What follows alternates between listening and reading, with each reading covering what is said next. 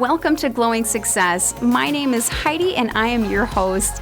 This podcast is for beauty entrepreneurs.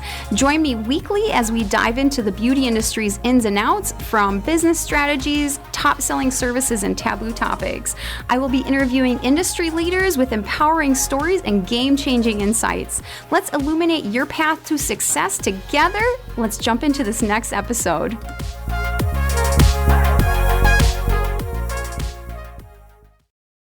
Welcome back to Glowing Success. Today I have something that probably isn't talked about, or maybe is, but we're talking all about associations. So I don't know if you're familiar with an association, but this is the episode for you if you're interested in one or just have no clue about them.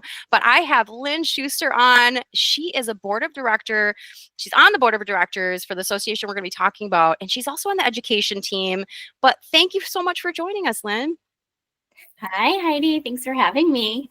Heck yes. I think this is a great episode because I do think either people fit in two categories. Either they know a lot about associations or they're like, what the heck is an association? So I'm really excited because I do think like they have so many positive impacts on the industry, but also as a person, right? So if anybody's listening and they don't know who you are, can you go into a little bit about yourself? Sure thing. Again, thanks for having me. My name is Lynn Schuster. I am licensed cosmetologist, but I've been focused in the lash and brow world since 2008. So I am a service provider within that industry, but I'm also an educator and an advocate for lash and brow services and service providers as well. So I kind of have my fingers all over the industry, the lash and brow industry. Heck yes. You have a really diverse background, which I think many people can appreciate, but also the fact that you have all these things going on. I'm sure your schedule is very precise. So today we're going to be highlighting about Salon and Spa Professional Association. It is an association that is local to the Twin Cities or Minnesota, but you guys also cover different states, or no? So yes and no.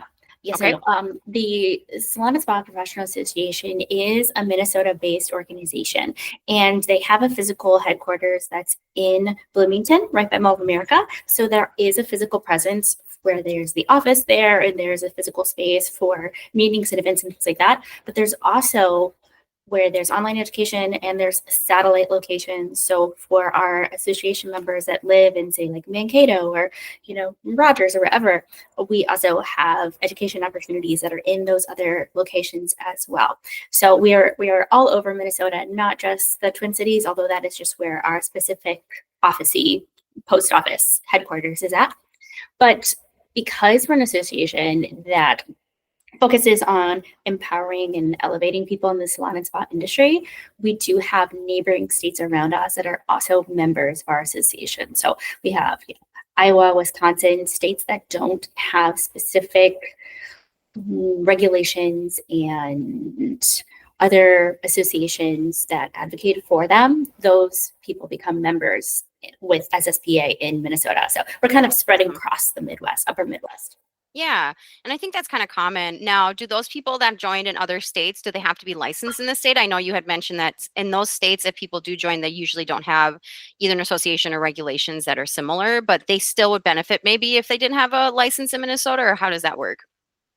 Yeah. So to be a salon and spa professional, you need to be educated and professional, and having something like a membership to the association just solidifies your position as professional. You're stating, hey, even if I'm in Wisconsin and my state doesn't recognize having a state board licensing program, I take myself seriously. So I want to become a member and show my clientele, show the public that I am a member of this professional association because I believe in my craft and in my industry. So even if you do not have a license because of your specific state, you could still be part of the association.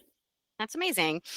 So anybody that's listening, you kind of touch base on a little bit about what an association is, but maybe, you said education, you said there's all sorts of things that people benefit from being a part of association. Can you just touch base on just a few of them that like a lot of people in associations use or benefit from?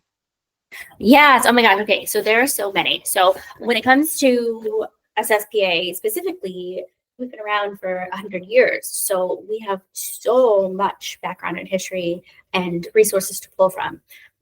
Like we are older than the state board, which is part of what was the origin of our association to begin with, to create a community where we have professionals coming together, sharing education, sharing knowledge, sharing resources.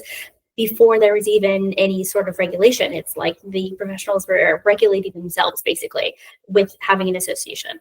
And as we flash forward, now that we have a state board, the state board is going to be saying like, this is what is a legal tool, what's not a legal tool. Here's how you properly disinfect your things, this and that. But it doesn't necessarily have technique. And so with an association, you are sharing specific knowledge on how to service provide and different ways to do certain services or different techniques as they evolve, how to perform those, or have you tried XYZ product, or this is the new thing, try this.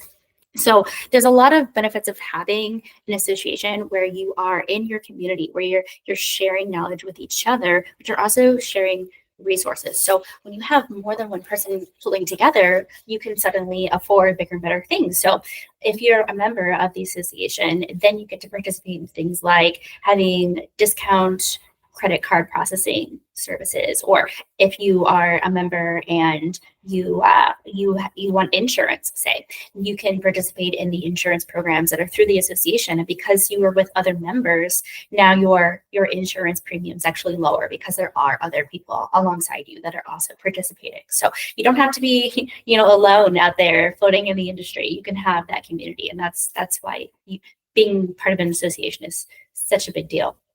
It is, yeah. And when you first get licensed, I will say there's so much information being thrown at you, right? Like there's so many different like services that are all of a sudden popular that season. There's different products that get highlighted online a lot. There's different products that you use in school. So I will say the information that comes at you, sometimes being a part of an association, like you were mentioning earlier, it gets information in front of you that is necessary to the industry, but it's coming from other people in the industry generally, and also other places. But so what I'm hearing you say also is like, if you join an association, one of the pieces you'll get is education. And I see that you guys have online education and in-person education, which I think is amazing. And then you also get discounts. So you had mentioned like we're offering a discount for, different things like insurance or credit card processing or merchant services. So that's another perk. I mean, and then one other thing that I really like is you guys have events. And so that's kind of cool because it gives people an opportunity to like network in person with each other, gets a different opportunity to like meet other members and so forth. So I think there's just so many things. And like obviously we're not even touching on all of them, you guys, but this is just like the things that highlight to me. I think we kind of touched on this a little bit, but like when should somebody join an association? When is like the right time, or like when do you think people should? Oh, totally. Okay, this is a great question, right? You hit on so many things. It's just like I have so many things to say. What's going to come out first? Okay, so when you accept that you want to be part of an association, it's like you're showing the community that you want to be part of something, and you're going to be in this group and show like, yes, I am legitimate in my industry. And so you don't have to wait to be doing that. You can do that actually as a student. So even if you're in school currently, you can actually get a student membership, which is very inexpensive. It's less than being, a full-fledged member once you are in the licensed field on your own.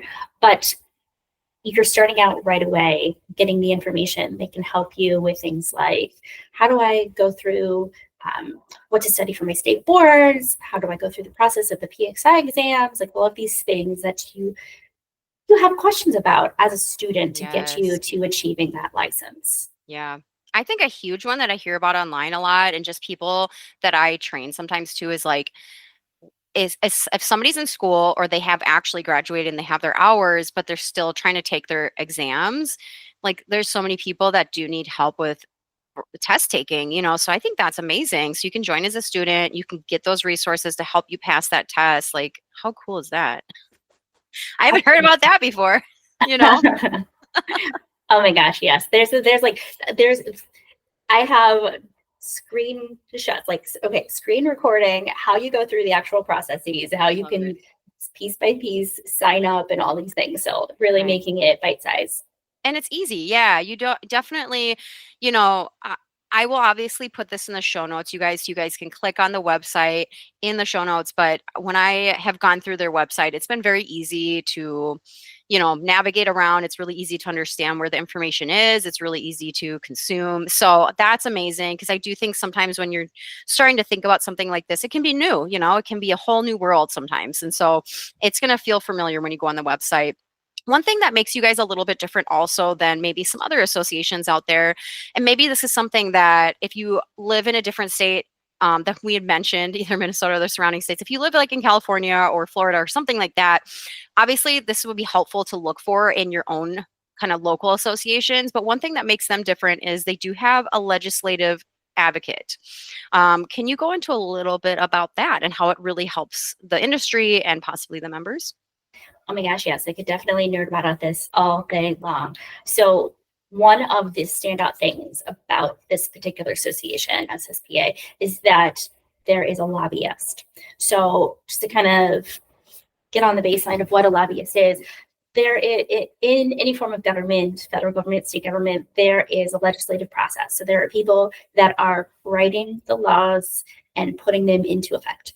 And the people that do that come up with the letter of the laws, these are people that are not necessarily working behind the chair. They're not service providers. They don't know what it is to actually do any sort of, facial service or lash service or whatever. They are legislators. So to have the interest of that industry be adequately, reflected, you have a lobbyist that goes and says, hey, you know what, like this, the way that it's written doesn't quite make sense. What if we did XYZ?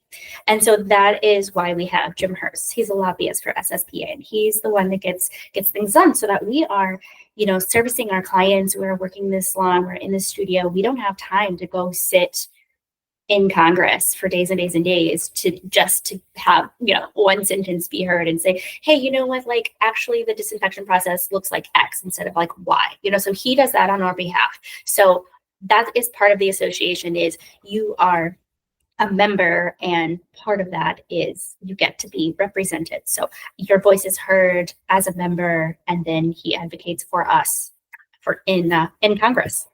That's awesome. Now, is there an opportunity for members to have do you guys have sessions where people can listen in? Do you guys have because I know that's really common with state board, is they'll have sessions where people can listen in and actually give their feedback or not. Where does that feedback to Jim come from? Is it just coming from the board, or how does that work? Yes, so it's a two-way street. So it's not just him telling us things, it's also us telling him what we want to be advocated for. So as a member, you're participating in the newsletter. There's always updates that are going out that are saying, here's what happened in the latest legislative session. Here's what's coming up. What are your thoughts? What do you think? At any time that there is a bill or a change or something that's being proposed, SSPA is on top of it and they are alerted. And so then they let the members know and say, hey, this is about to come up. We have a deadline of this date to have a response to the state board. So what is it that you want to be known? And so you can either tell SSPA and we can, use that information to give to Jim, or you can use links that we send and directly make your notes be heard to your local representative or what have you. But basically we make it very apparent when things are happening so that you can think about it, think of how this would affect you, and let that opinion be known so that you can be part of the conversation. But every October we have that's when the end of the year session is for Congress. And so that is when we have our big year end recap of everything that happened in that legislative session for the year. That feels really inclusive, and I like that, because I do think as a licensed professional, there is that disconnect sometimes where you feel wait, they're putting this into law, but they don't know anything about it, or so I love that. It's really important for us to kind of speak up and be hey, this is actually how that service goes, or this is how we learn the disinfection, like you mentioned earlier. I think that's really cool. we had touched about this a little bit earlier, but education is always something that people are wanting, right? So whether it be like continuing education credits that you need for renewal or just general education, you had mentioned earlier about getting a little bit more classes when it comes to actual services. So can you maybe highlight that a little bit? Because I do think that's really unique too. Like this is a one-stop shop if you like want to learn a little bit more about a specific service. Sure. Yeah, absolutely. Whether it is, like you said, if you're trying to get credits for your license renewal or if you just want to take it for more information, like both of those options are available. Or you could take a class for audit if you wanted to. But classes are about information based. You can get the core classes. It's going to tell you about what you have to know for law and rule, infection control, that kind of thing. But then there are the service based classes, and not just for providing the service, whether it be a specific hair for like cutting curly hair class, or an updo for brides class, or this and that. We do have very specific nuanced courses, very specific skill sets. But then there are also classes for educators. So if you are an educator and you're trying to get your your teaching methodology uh, credits, we do that as well. So we have classes where you can actually obtain your educator's license, but then we also have courses for, okay, now that you're an educator, here's your professional practice teaching methodology classes. So we just pretty much have the whole gambit, whether it's in person, online, or somewhere in between with the hybrid. We do that as well. We've Yeah. we've got it covered. I do see you guys also have a community aspect. So, like on your website, there is an area where people can check out like ways that they can do volunteer hours or like how they can kind of add extra stuff. And I see that there's a couple of them on there. Like you call it Good Works. So if you guys go on the website, it's called Good Works. But there's like a hospice caregiver network. There's Ronald McDonald House. Like, can you go into a little bit about that too? Because I felt that was really different and interesting as well that you guys do. Yeah, I think just in general, we're just like all very like loving, caring people that are part of this association. And so we want to give back as well. So we have all different kinds of caregiving opportunities. And we even have some really cool local things that are involved as well. Like we have Fraser, which is it's an education community. It's a daycare facility and education for younger people that are autistic. And so it's a very specific type of education. But when it comes to autism, sometimes there can be some concerns with sensory when you're getting a haircut and what that is like when you're wearing a cape and when your hair is wet and all of these things. So we have this participation with Fraser's school where we are teaching our service providers how to best serve people in this specific community so that they can also be receiving services that are comfortable for them. We have the Red Chair Project. This is part of Stellar Hair in Northeast. And her project, the owner of the company, the project is going around to different places where there are homeless and giving these people haircuts and giving them opportunities to kind of get polished up for interviews and this and that. So there are like lots of different organizations and methods that are local and broader Minnesota to try to, use our craft to help other people. I love that. I mean, it definitely is important. And that's just another way that you can integrate yourself with community, right? It's like another way that we can give back to different parts of our own communities. One thing that we talked about before we started recording, and I was like, oh my God, I'm so excited to talk about this, is your guys' job board. I think, who does some of us are looking for jobs out here, right? And I see this obviously most often talked about when people are graduating school, but in any type of setting, there's people looking for jobs. The one thing that I think is really cool is you guys have a whole job section, like a page where people can go, where you have jobs posted. And I think that's really unique and really cool because it takes like the guesswork out of Googling. It takes the guesswork out of, seeing what's out there. Because I will say, and I don't know if you believe this or have experienced this in your part of your experience, because I have in mine, but a lot of places actually will not put online, or even sometimes they won't even say that they're hiring because they really want people who are excited, and sometimes they hire within, of course, but like, and so I do think that that is kind of an interesting kind of thing to talk about in the industry is like, how do people tell people, hey, I am hiring, and then also looking for their exact person. But this is a really cool way. So I'm guessing what happens is people who are, friends of the association or possibly part of the association on a professional level, they have an opportunity to be posted on your website, or how does that work? Yeah, absolutely. The association is all about empowering and trying to elevate the professional. So if there's anything that we can do to help. So if there are people that are looking for a job to be filled, or if there are people that are looking to fill those jobs, we have these opportunities that you can let it be known. And so hopefully connecting people to those employment opportunities. So if you're a member and you're looking, you're seeking, or you have a job to fill, you definitely take advantage of the job placement. That's so cool. I just think that's so cool because, yeah, people sometimes just don't know where to look. And, obviously, looking out and going actually out in the areas that you want to work and just going door to door is sometimes the only option, or calling, so there's a lot of different ways. But I think that was really cool because it felt like a home, so to speak. Is there anything else about the association that you feel like I didn't touch on, or you feel like the listener would really benefit from knowing about joining an association? Oh my gosh, there's just so much. I could just really, really gush all day about it. But yeah, we are just really about helping people, with their craft. Yeah. We want to educate. We want you to have the tools that you need, whether you are working for someone or you're trying to work for yourself and you need those business skills or those business resources to establish your own space. We are your biggest cheerleaders. We're here to help you get those stepping stones. There's no gatekeeping. We are here for you, and that's really just the best part of being a member of the association. I love that. Every state probably, especially the states that do have quite a bit of regulation, state board and things like that, like ours, are going to have probably associations and probably have many of them.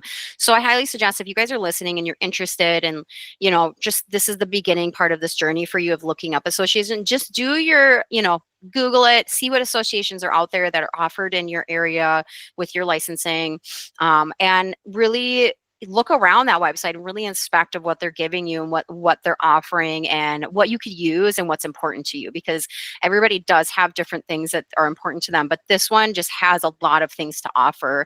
But you guys started and you're founded in 1924, which I think is just crazy. Like that is so cool. Right? So Yeah, you we guys just have been, like started you had back. mentioned, you've been around before the licensing of the board, right? Yeah, absolutely. It's Before there crazy. was any sort of regulation, the professionals got together and like, okay, we need to band together to have, to show authority and to share the information, amongst our community and like really elevate each other and help each other out. So when someone would come up with like a really good method, be like, I'm not gatekeeping this. I'm going to tell my community about this. And it just, when we do better, we all do better, if that makes sense. So that was really Yes. the origin of the association. That's amazing. I'm a big advocate for networking within the industry. I think that there needs to be more of it, but I also think there's so much positive that comes from it. And so I love that because you guys are like, hey, we are all in this together and we can do things together and we can elevate each other and we can learn alongside each other. And, there's all those really positive things. Well, thank you, Lynn, for sharing all of your information about Salon and Spa Professional Association. I think that people listening probably got an earful somewhere, but I love it because we're all about giving you guys as much information as possible, okay? So you guys can decide what's best for you, and I appreciate your time today. Absolutely. Happy to nerd out about the industry anytime. I love it.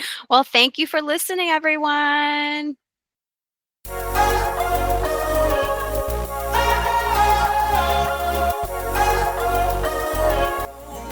I hope you liked that episode and found something useful or tip that you can use immediately. Don't forget to download my free marketing checklist, which is in the show notes. And my episodes come out weekly, so I'll see you in the next episode.